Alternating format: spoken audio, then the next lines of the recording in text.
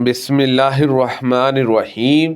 حضرت عمر رضی اللہ عنہ نے کہا، نبی کریم صلی اللہ علیہ وسلم کی ازواج نبی کریم صلی اللہ علیہ وسلم کو غیرت دلانے کے لیے جمع ہو گئیں، تو میں نے ان سے کہا اگر نبی صلی اللہ علیہ وسلم طلاق دے دیں تو ان کا پروردگار تمہارے بدلے میں انہیں تم سے بہتر بیویاں دے دے گا۔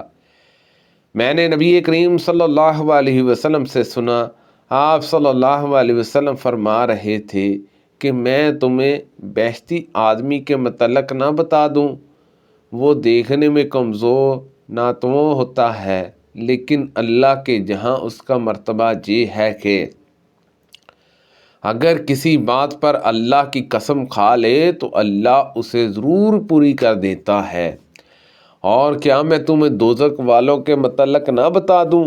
ہر بدخو، باری جسم والا اور تکبر کرنے والا ہمارا رب قیامت کے دن اپنی پنڈالی کھولے گا۔ اس وقت ہر مومن مرد، ہر مومنہ عورت اس کے لیے سجدے میں گر پڑیں گے، صرف وہی باقی رہ جائیں گے جو دنیا میں دکھاوے اور نامواری کے لیے سجدہ کرتے تھے۔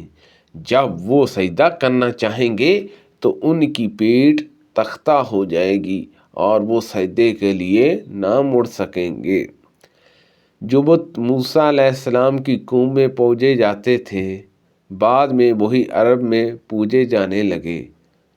دومت الجندل میں بنی کلب کا بت تھا، سواہا بنی حزال کا، یغوث بنی مراد کا اور مراد کی شاخ بنی غطاف کا، جو وادی حجوف میں قوم سبا کے پاس رہتے تھے۔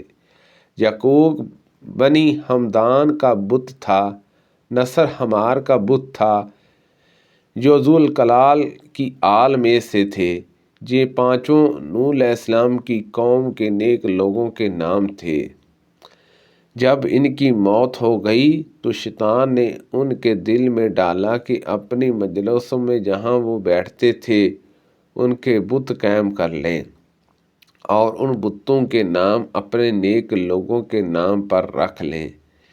چنانچہ ان لوگوں نے ایسا ہی کیا اور اس وقت ان بتوں کی پوجا نہیں ہوتی تھی۔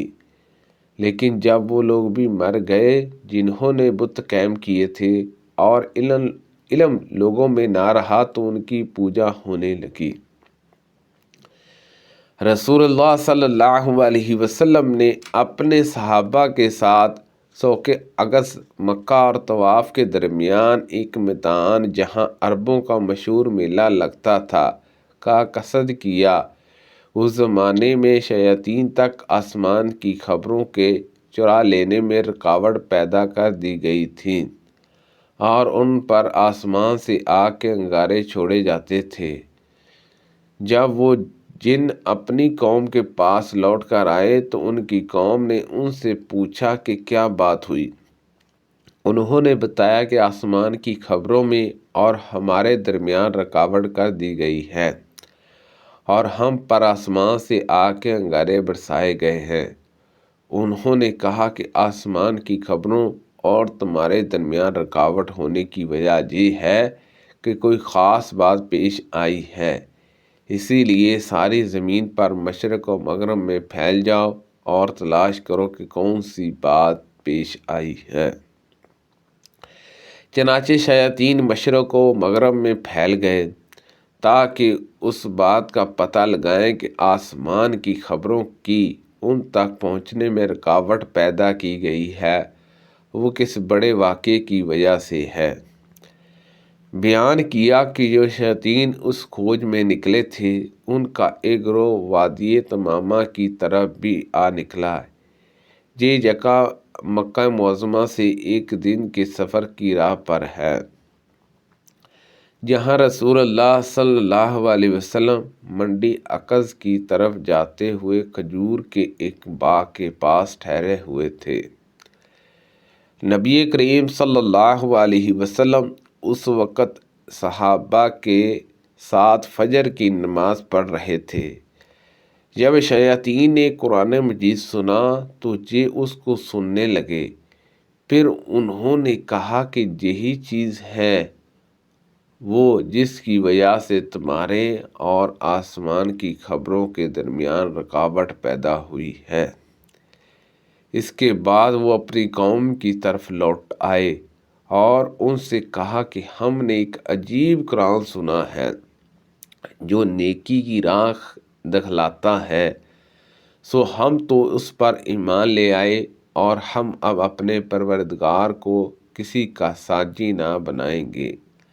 اللہ تعالیٰ نے اپنے نبی صلی اللہ علیہ وسلم پر یہ آیت نازل کی، آپ کہیے کہ میرے پاس وحی آئی ہے اس بات کی کہ جنوں کی ایک جماعت نے قرآن مجید سنا۔ یہی جنوں کا قول نبی کریم صلی اللہ علیہ وسلم پر نازل ہوا۔ قرآن مجید کی کون سی آیت سب سے پہلے نازل ہوئی تھی؟ انہوں نے کہا کہ یا ایھا المدثر۔ میں نے عرض کیا کہ لوگ تو کہتے ہیں کہ اقرأ بسم ربک الذی خلق سب سے پہلے نازل ہوئی ہے۔ ابو سلمہ نے اس پر کہا کہ میں نے جابر بن عبداللہ رضی اللہ عنہما سے پوچھا تھا اور جو بات ابھی تم نے مجھ سے کہی وہی میں نے بھی ان سے کہی تھی، لیکن جابر رضی اللہ عنہ نے کہا کہ میں تم سے وہی حدیث بیان کرتا ہوں جو ہم سے رسول اللہ صلی اللہ علیہ وسلم نے ارشاد فرمائی تھی۔ آپ صلی اللہ علیہ وسلم نے فرمایا تھا کہ میں غار حرا میں ایک مدت کے لیے خلوت نشیں تھا۔ جب میں وہ دن پورے کر کے پہاڑ سے اترا تو مجھے آواز دی گئی۔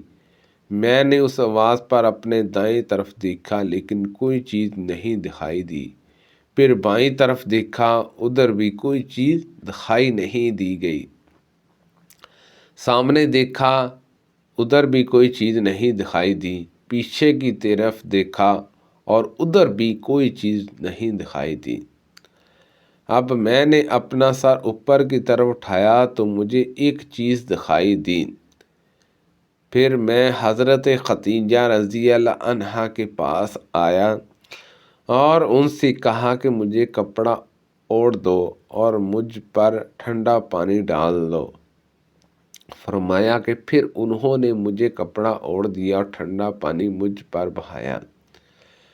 فرمایا کہ پھر یہ آیت نازل ہوئی، یعنی اے کپڑے میں لپٹنے والے، اٹھیے، پھر لوگوں کو عذاب الہی سے ڈرائیے اور اپنے پروردگار کی بڑائی بیان کیجیے۔